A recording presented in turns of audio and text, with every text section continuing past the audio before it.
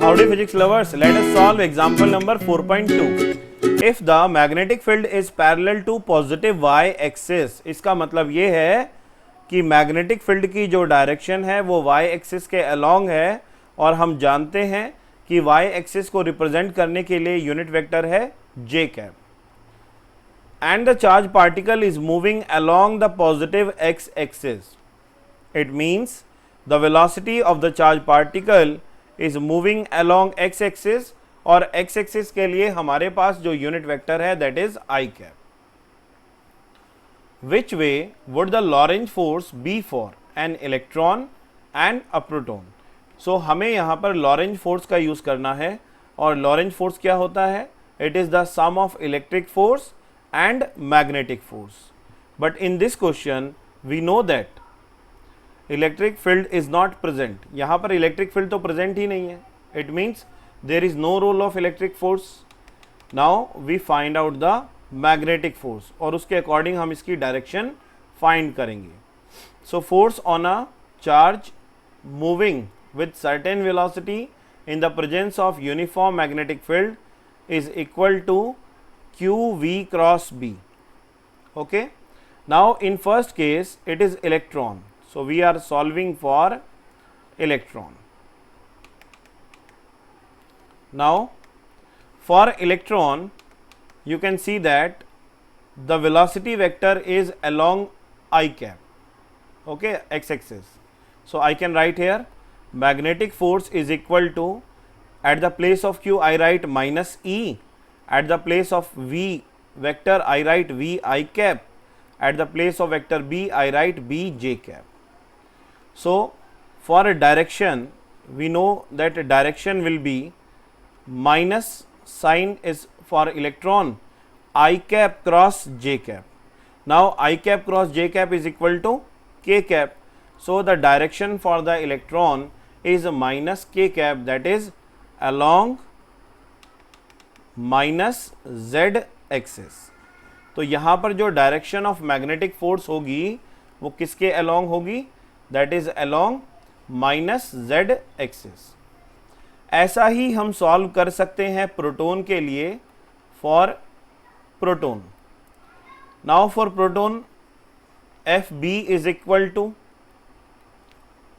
ई V cross B. Okay, proton का जो charge है उसका मैग्नीट्यूड हम पॉजिटिव लेंगे, v क्रॉस बी. v और b की डायरेक्शन वही है, सेम है. सो यहाँ पर क्या आ जाएगा? Plus k cap, because I cap cross j cap is equal to plus k cap.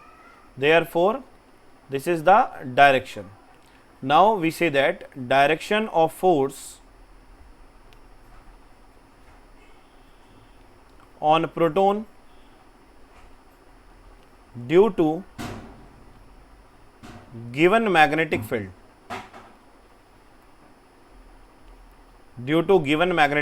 is along z axis. तो यहाँ पर डायरेक्शन होगी along पॉजिटिव z एक्सिस और यहाँ पर डायरेक्शन होगी along माइनस z एक्सिस. तो ऐसे हम जो है मैग्नेटिक फोर्स की डायरेक्शन फाइंड कर सकते हैं. Now example 4.3. What is the radius of path of an electron mass is equal to this and charge is equal to this. Okay, moving at the speed 3 into 10 to the power 7 meter per second.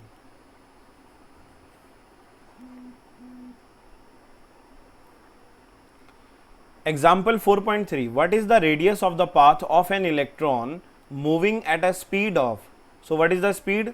3 into 10 to the power 7 meter per second.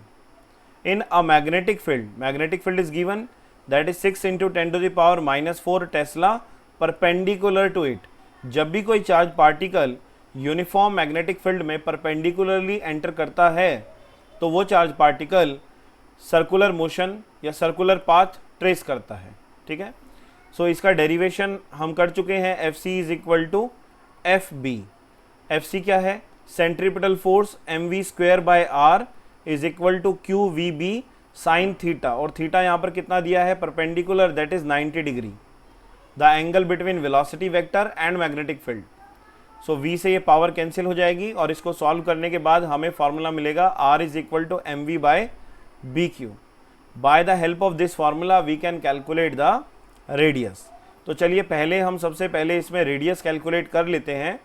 तो r की value क्या होगी, mv by bq। What is the mass of the electron? So it is given in the question 9 into 10 to the power minus 31 kilogram.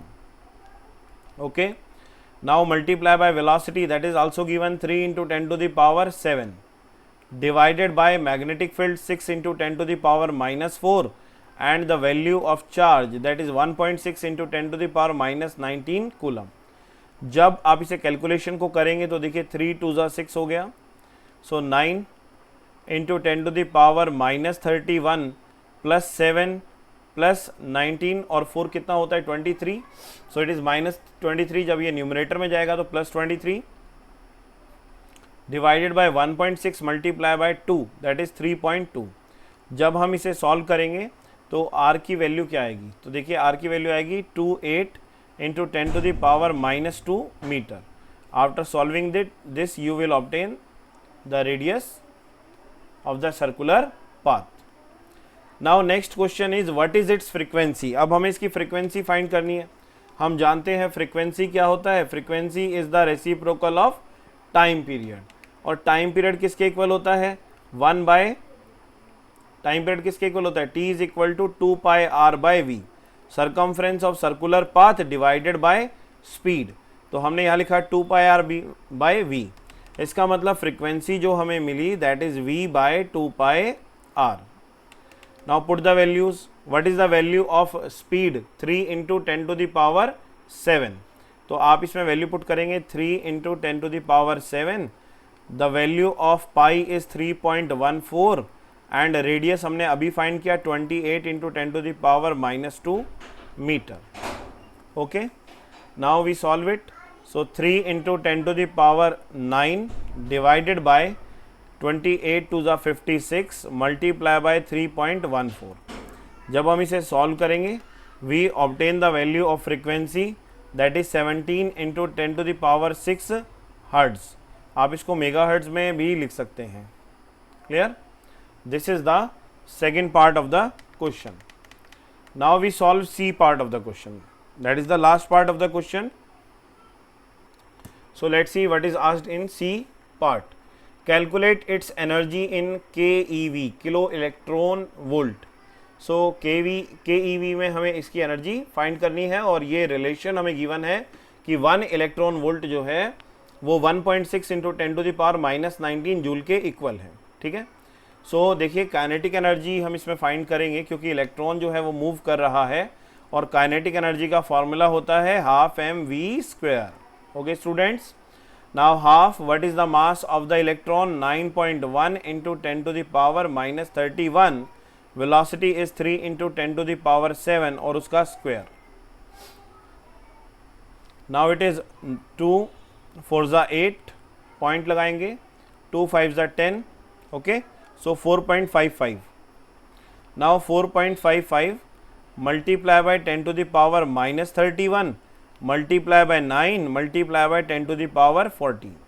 सो इसको जब solve करेंगे we obtain the result as 4 into 10 to the power minus 16 joule. Now question में given है relation between electron volt and joule, और वैसे भी हमें याद रहना चाहिए as a science student 1 electron volt is equal to how much, it is equal to 1.6 into 10 to the power minus 19 joule. ये कैसे आता है, इलेक्ट्रॉन का मैग्नीट्यूड चार्ज का आपको पता ही है, उसकी यूनिट कूलम होगी और कूलम इंटू वोल्ट क्या होता है, जूल होता है। ठीक है, सो देखिए 1 electron volt equal to this amount. So 1 joule में कितने इलेक्ट्रॉन वोल्ट हैं, 1 जूल में इलेक्ट्रॉन वोल्ट है 1.6 into 10 to the power minus 19 electron volt. So इतने जूल में कितना इलेक्ट्रॉन वोल्ट होगा, 4 into 10 to the power minus 16 joule is equal to 4 into 10 to the power minus 16 divided by 1.6 into 10 to the power minus 19 electron volt. Okay, now when we solve it we obtain 2.5 keV, it is 2.5 keV, kilo electron volt. So this is the amount of energy in terms of keV. So I hope you understood this. If you visit first time on this channel तो subscribe करना ना भूलें और notification bell ज़रूर दबा दीजिए ताकि आपको टाइमली नोटिफिकेशन मिलती रहे। और अगर आपको इसमें कोई डाउट है तो आप कमेंट बॉक्स में लिख के पूछ सकते हैं। Okay, thank you very much. जय हिंद, जय भारत।